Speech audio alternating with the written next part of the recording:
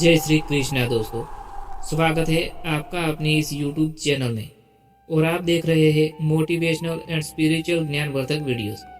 दोस्तों, आज के इस नए वीडियो में हम आपको श्रीमद् भगवद गीता के दूसरे अध्याय से हमें क्या लाभ होता है, दूसरे अध्याय का क्या महत्व है और इस अध्याय से हमें क्या सीखने को मिलता है, इन सारे सवालों का जवाब आज इस वीडियो में हम एक कहानी के माध्यम से समझेंगे।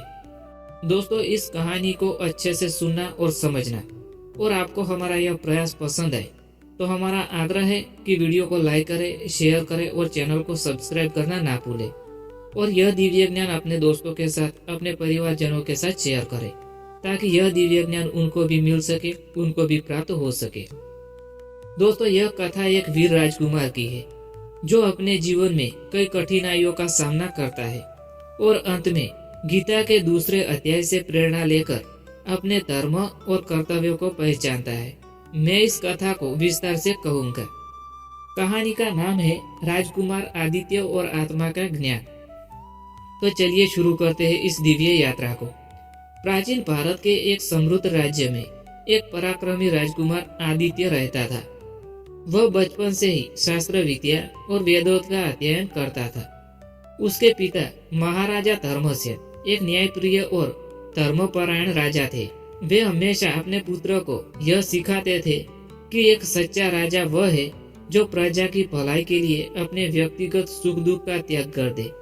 आदित्य का एक बड़ा भाई विक्रम भी था जो राज्य का उत्तराधिकारी था, लेकिन नियति को कुछ और ही मंजूर था। एक युद्ध में विक्रम वीरगति को प्राप्त हुआ और अब आदित्य को राजगादी संभालनी थी, लेकिन आदित्य स्वयं को इस पद के योग्य नहीं समझता था।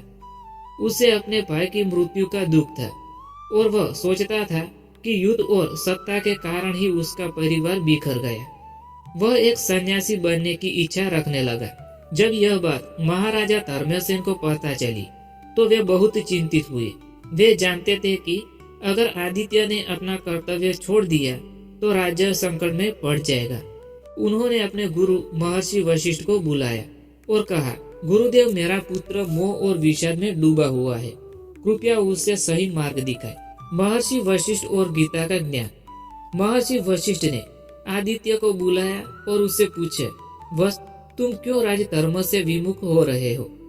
आदित्य ने कहा, गुरुदेव, मैं अपने भाई की मृत्यु से दुखी हूँ। यह युद्ध और सत्ता की राजनीति ही जिसने मेरा परिवार उजाड़ दिया। मैं इस हिंसा से दूर होकर शांति का जीवन जीना चाहता हूँ। महर्षि वशिष्ठ मुस्कुराए और बोले, वत्स, तुम्हारा यह सोचना उचित नहीं है। क्या तुम जानते हो कि जीवन और मृत्यु का रहस्य क्या है?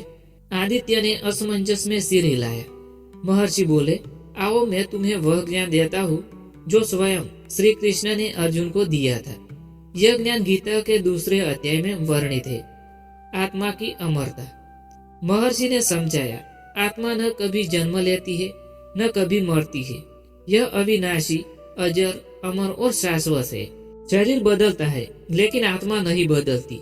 जैसे मनुष्य पुराने वस्त्रों को त्याग कर नए वस्त्र धारण करता है, वैसे ही आत्मा भी पुराने शरीर को छोड़कर नया शरीर धारण करती है।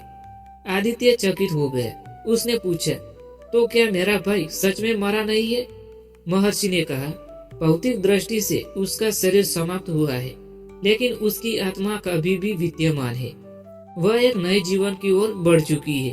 तुम्हारा शोक करना व्यर्थ है, क्योंकि आत्मा अमर और अजर है। कर्तव्य और निष्काम कर्म। आदित्य बोला, लेकिन गुरुदेव, अगर आत्मा अमर है तो फिर मनुष्य को अपने कर्तव्य की चिंता क्यों करनी चाहिए? महर्षि बोले, वत्स, हर मनुष्य को अपने स्वधर्म का पालन करना चाहिए।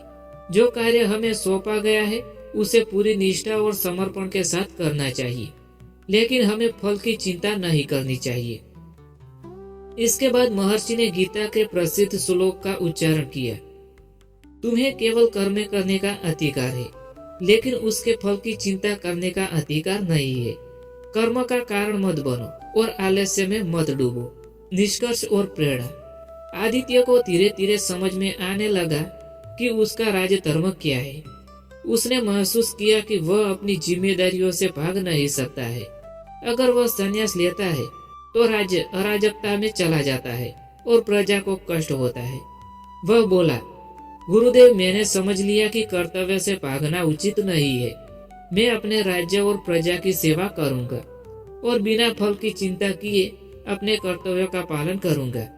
महर्षि वशिष्ठ मुस्कुराए और बोले, वत्स, यह सच्चा ज्ञान है। जब तुम निष्काम भाव से कर्म करोगे तो जीवन में कभी भी मोह और शोक नहीं आएगा। इसके बाद आदित्य ने राजगद्दी संभाली और अपने राज्य को समृद्धि की ओर ले गया। उसने धर्म और नीति का पालन करते हुए प्रजा की सेवा की। वह जानता था कि आत्मा अमर और अजर है, जो जीवन में केवल कर्म ही हमारे हाथ में है। दोस्तों, इस अध्याय का क्या लाभ है और हमें इससे क्या सीखने को मिलता है? आत्मा अमर है। हमें किसी की मृत्यु पर अधिक शोक नहीं करना चाहिए, क्योंकि आत्मा न कभी जन्म लेती है और न ही कभी मरती है। दूसरी सीख है, कर्म करना अनिवार्य है। जीवन में हमें अपने कर्तव्यों का पालन करना चाहिए, चाहे स्थिति कैसी भी हो। फल की चिंता न करें। हमें कर्म तो करना चाहिए, लेकिन उसके फल की चिंता नहीं करनी चाहिए। चौथी सीख है, धर्म का पालन करें। अपने धर्म और कर्तव्य से भागना उचित नहीं है। सही मार्ग पर चलते हुए अपने कार्यों को करना सच्चा धर्म है। और पांचवी सीख है, मोह और शोक से मुक्त रहे। यदि हम आत्मा के ज्ञान को समझ लेते हैं तो संसार के सुख दुख हमें प्रभावित नहीं करते हैं। श्रीमद् भगवद गीता का दूसरा अध्याय जीवन के सबसे महत्वपूर्ण सत्य को उजागर करता है। आत्मा की अमरता और निष्काम कर्म का महत्व। यह हमें सिखाता है कि हमें अपने जीवन में परिस्थितियों से विचलित हुए बिना अपने कर्तव्यों का पालन करना चाहिए। दोस्तों, मैं उम्मीद करता हूँ कि आपको यह ज्ञान पसंद आया होगा।